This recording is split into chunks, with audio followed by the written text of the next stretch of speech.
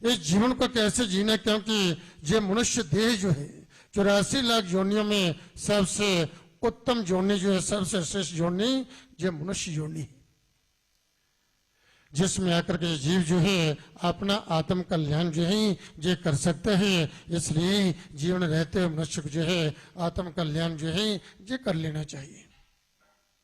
जीने का सच्चा ढंग तो जो है यही है कि जो महापुरुष ने बतलाया है, शास्त्र में कहा गया है, परमेश्वर को जो है इस प्रकार से कि परमेश्वर जो दे उस प्रभुता परमात्मा की भगवती कृपा से, उसके आशीर्वाद से जो है प्राप्त हो, हम उसमें संतुष्ट रहें।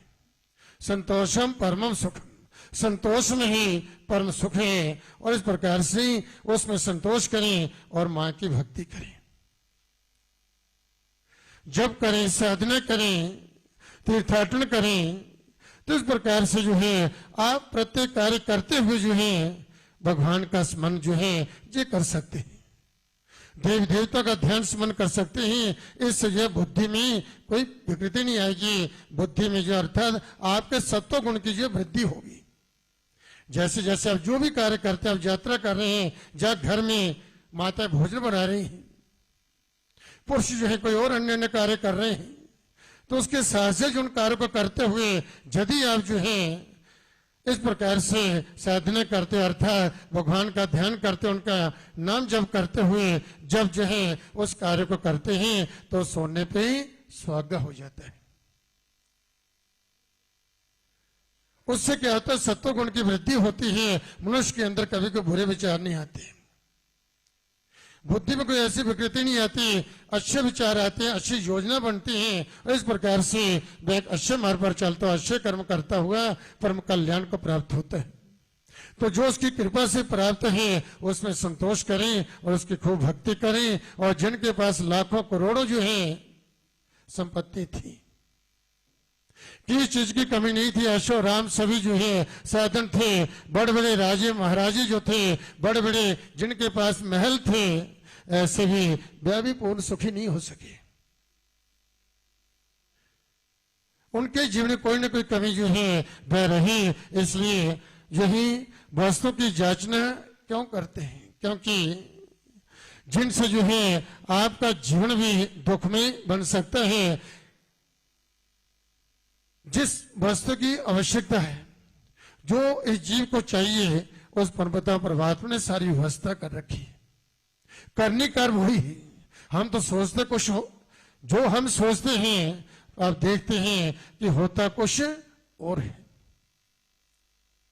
इसलिए जब हम उसके शरणागत होकर के सब उसी के ऊपर छोड़ देते हैं और प्रत्येक कार्य जो है उसकी पूजा समझ करके करते हैं, तो निश्चित रूप से जो है उसमें परम सिद्धि प्राप्त होती है और जीवन को विघ्न बाधा जो है वह नहीं आती। आज आपके पास जो है कहे उसी में जो है संतुष्ट रहना ये व्यक्ति को सीख लेना चाहिए।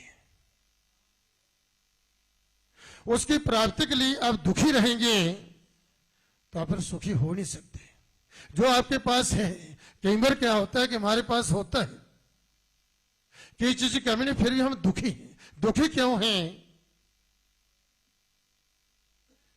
इस पड़ोसी के पास क्यों है, दूसरे के पास ये चीज क्यों है जो हमारे पास है। हमारे पास बड़ी गाड़ी आ गई तो पड़ोसी ने भी गाड़ी ले ली, परेशान हो गए।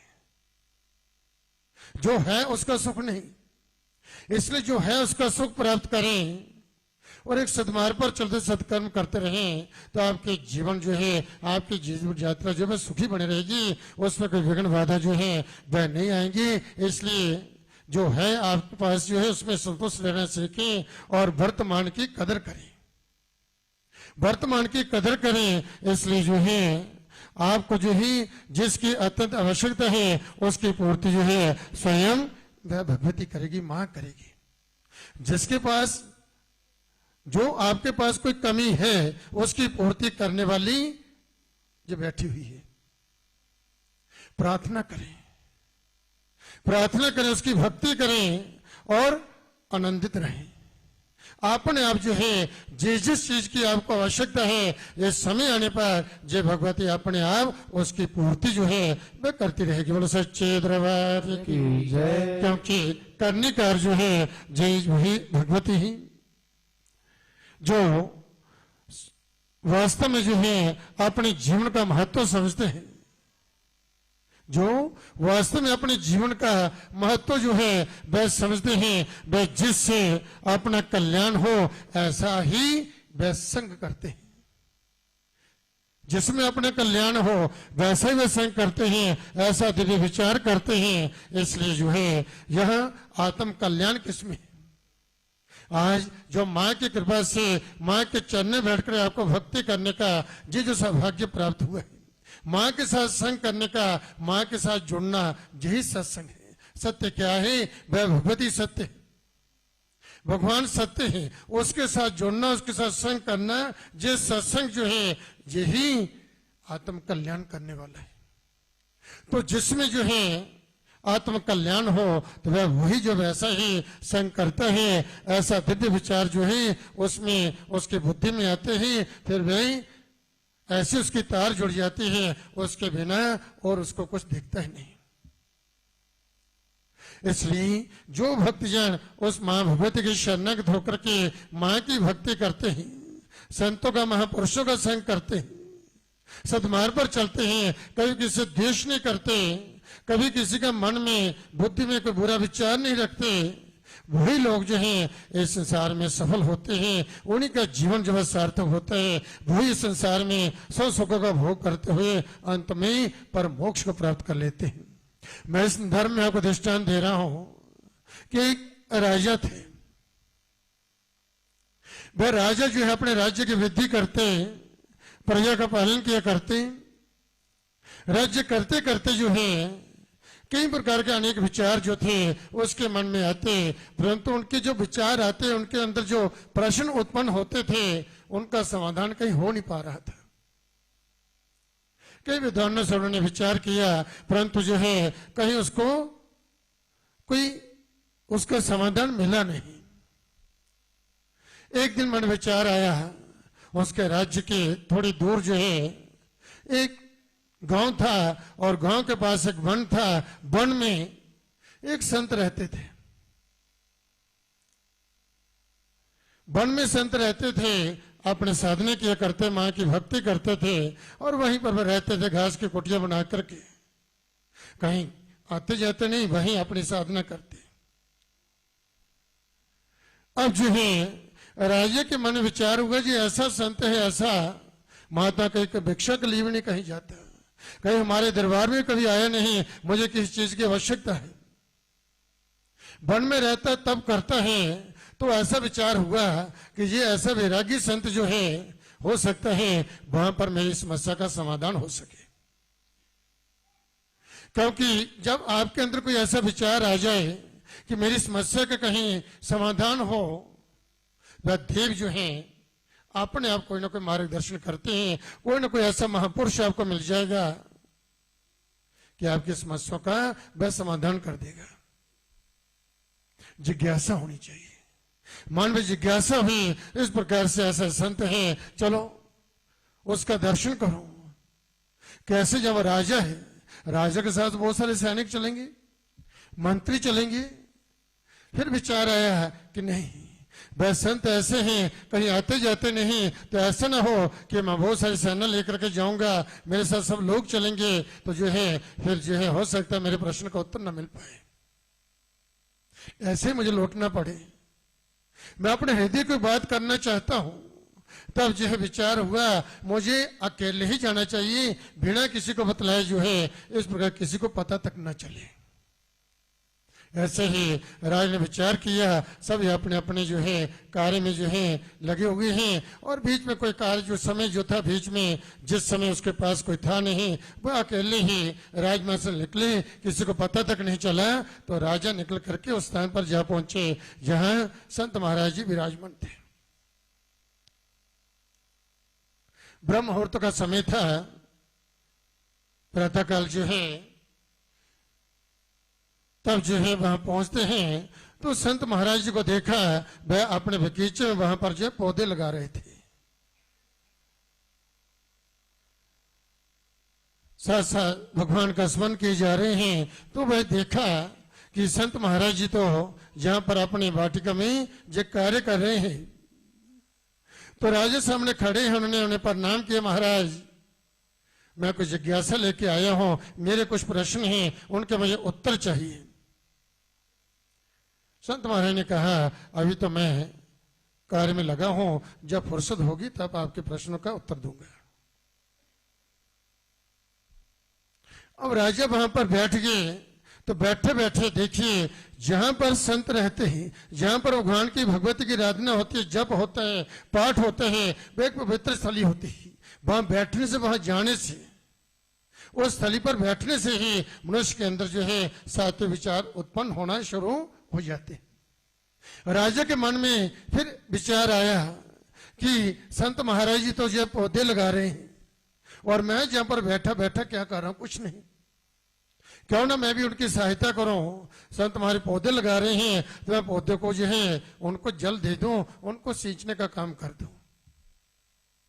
राजा उठे और जल लिया। जो पौधे महाराज ने लगाए थे उनको वह जल देने लगे। तो संत अपना काम कर रहे थे, राजा अपना काम करने लग पड़े। इस प्रकार से जो है थोड़ी देर के बाद जो है एक व्यक्ति भागता हुआ वहां पर आया आश्रम में जो है शरण लेने के लिए, और जो आते ही आश्रम में गिर पड़ा, मूर्छित हो गया।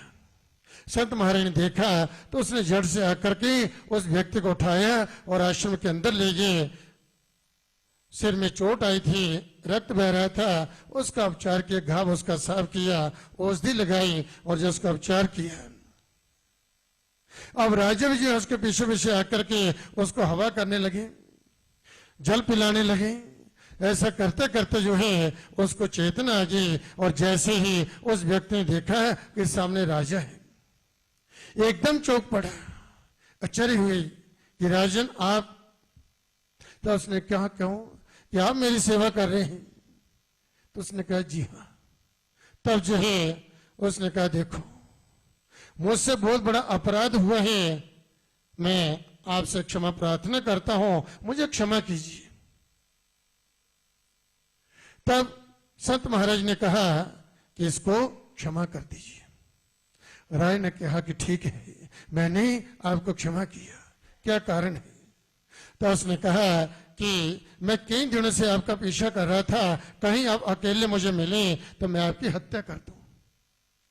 आज जब मुझे पता चला अकेले राजमहल से निकले हो तो मैंने आपका पीछा किया, परंतु राजमहल में जो है सेवकों का, आपके सेवकों को पता चल गया और उन्होंने मेरा पीछा किया। मैं किसी प्रकार से अपने प्राण बचा करके जो है इस ओर भागा हूं और आप मेरी चाकरी, मेरी सेवा कर रहे हैं, मेरे अपराध को क्षमा कीजिए। तब जो है संत के कहने पर राजा ने जो है उसे क्षमा कर दिया और संत महाराज ने उसको दूध पिलाया और वहां से भेज दिया। अब दोनों का परस्पर वहां बैठ करके राजा और जो है संत महाराज जी का परस्पर अब जब वार्तालाप होने लगा, दोनों परस्पर बात कर रहे हैं और राजा ने उनको 3 प्रश्न किए हैं। तो प्रश्न क्या है कि पहला प्रश्न, सबसे पहला प्रश्न उन्होंने किया कि उत्तम समय जो है कौन सा है। जो पहला प्रश्न था राजा का। दूसरा प्रश्न जो है सबसे बढ़िया काम जो है कौन सा है, सबसे बढ़िया काम जो है वह कौन सा है, और सबसे बढ़िया व्यक्ति जो कौन है। जो मेरे 3 प्रश्न हैं, इनके मुझे उत्तर चाहिए। तब जो है संत महाराज ने कहा कि तुम्हारे प्रश्नों के उत्तर तो मैंने प्रत्यक्ष में पहले ही दे दिए, प्रत्यक्ष में पहले ही आपको जो उत्तर दे दिए। फिर भी सुनो कि सबसे बढ़िया ये महत्वपूर्ण समय जो है वर्तमान है। वर्तमान जो है जिससे जो है आप, जिसमें आप जी रहे हो, इससे भी जो है बढ़िया समय आएगा तब कुछ करेंगे, इससे बढ़िया समय आएगा तब कुछ करेंगे। जहां बढ़िया समय था तब कुछ कर लेते, किया नहीं। तो अर्थात वर्तमान को देखें कि वर्तमान जो है ये सबसे बढ़िया समय जो है आपके लिए वर्तमान है। भूतकाल की बात करोगे तो बीत चुका है, उस समय कुछ करते, या फिर कोई इससे बढ़िया समय आएगा तब करेंगे। बहुत सारे ऐसे लोग सोचते हैं कि हमारा अभी तो ठीक है, चल रहा है जैसे भी है, और फिर जो है कभी कोई अच्छा दिन आएगा तब हम जाएंगे, माँ वैष्णो के दर्शन करेंगे, या गंगा स्नान करेंगे, भगवान बद्रीनाथ के दर्शन करेंगे। जब समय आएगा, कोई अच्छा समय आएगा तो सोचते रहेंगे। तो इसलिए समय का कोई पता नहीं। तो वर्तमान जो है जिस सबसे जो है बढ़िया समय है, वर्तमान जिसमें तुम जो है जी रहे हो, जिस सबसे बढ़िया समय है, जिस संत महाराज उसको राज को जो बतला रहे हैं। इसलिए जो है आगे बढ़िया समय आएगा तब कुछ करेंगे। तो इसलिए जो है मनुष्य को जो है उस समय का, वर्तमान का जो है सदुपयोग जो करना चाहिए, वही बढ़िया समय है।